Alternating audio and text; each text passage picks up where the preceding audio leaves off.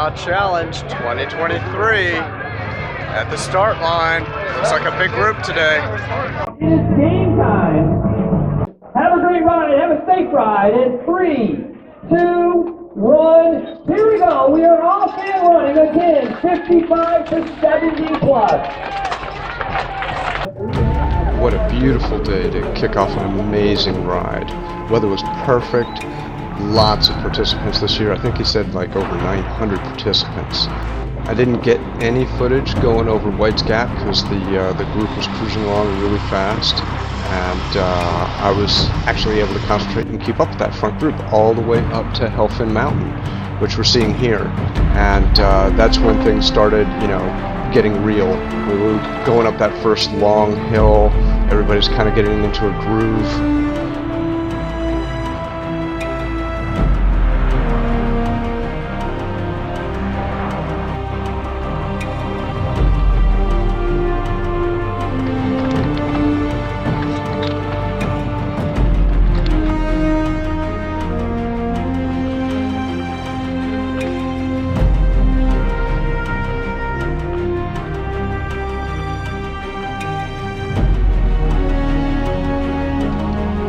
About halfway up Hellfin Mountain, I started to realize that I'm on a pretty good day here.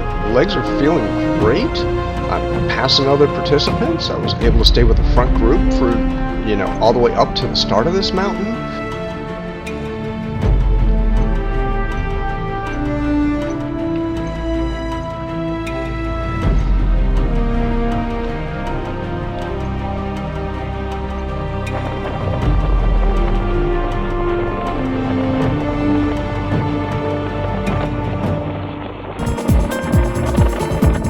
After Hellfin, we have a series of rollers that lead up to actual Cheaha climb. These are just up and down, pretty scenery around them. As you can see, just beautiful, clear skies the whole day. It was awesome.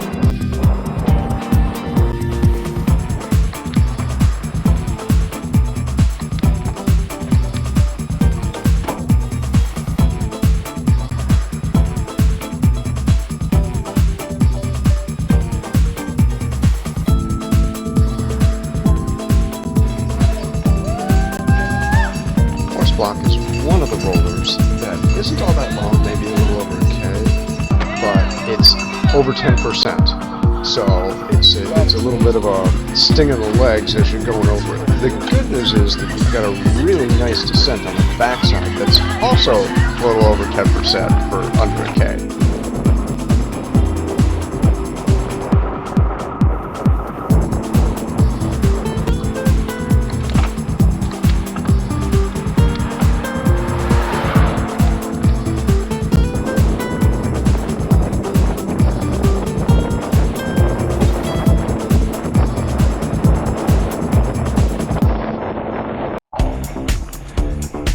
Start of Cheaha.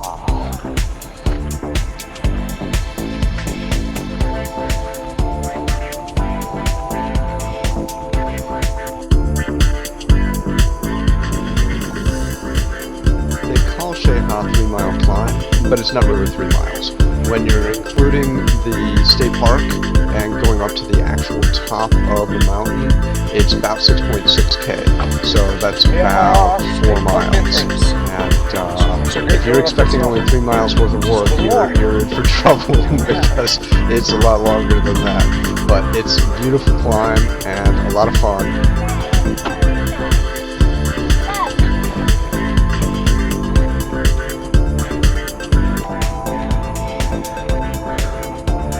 And here is round 1 of Cheaha.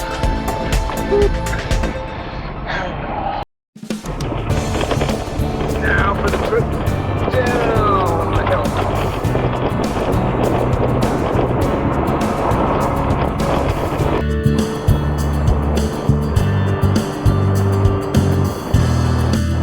The trip out of Cheaha State Park is all wooded, and it only has one tight turn. In fact, that's the only tight turn in the entire course. And otherwise, it's just sweeping and beautiful.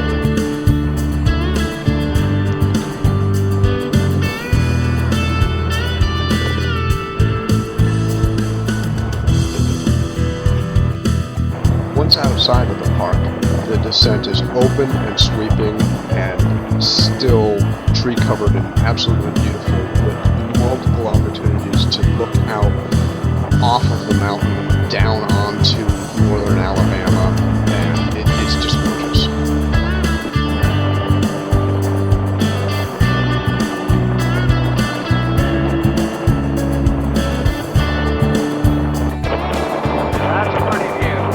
The race is an out and back, so at some point you're going to start seeing riders that left before you or are faster than you. This is the first group that I started seeing on the way back, and those guys left about 10 minutes before I did, so I'm feeling really good again because I'm only a few K from the turnaround point.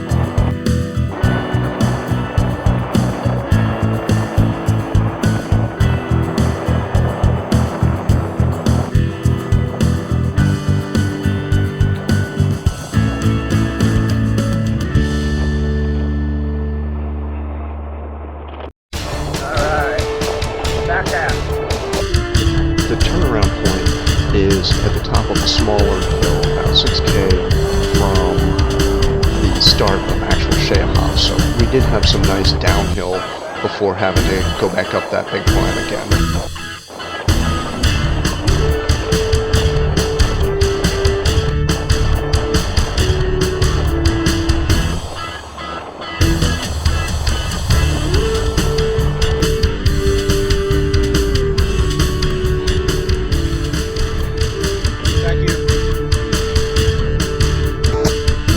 Climbing up the backside of Cheaha is arguably prettier than the front side. You have all of those scenic overlooks down onto Alabama off the hill. And it is about the same distance and about the same amount of climbing, so it's about equally difficult, other than it's your second time up it and you're a little more tired.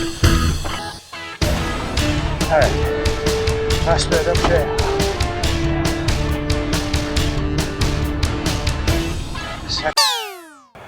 And that, viewers, is where the GoPro died, on the last leg up to the top of Cheaha. But that's not where the fun ended. Once I got to the top of Cheaha and refilled my water bottle, on my way back down, I got my first ever low battery signal for the shifting on the bike. So with a low power battery, I had limited experience with electronic shifting at this point, so I had not seen that error before. And I had no idea if I had 5% left or 25% left. That meant that I had to go ahead and start rationing my shifting on the way up and on the way down. So I was generally in too hard of a gear going up the rollers on the way back and too easy a gear over the top and then down the backside. In the end, even though I was very concerned about having any shifting left, I was able to make it all the way through to the finish line, and I was really excited about that. And I think I only lost maybe 2 to 4 minutes total time. So overall, I'm really happy with my results. I ended up shaving about 4 minutes off of my best time, despite all of this, even if I did lose 2 to 4 minutes. And I ended up in the top third for my age group, which again is pretty amazing considering that this was the only qualifier for the UCI Worlds this year, and there was a very fast group out there on the road. So I hope you liked this video, and if you did, press the like button, and I'll see you again next ride. Thanks. Bye.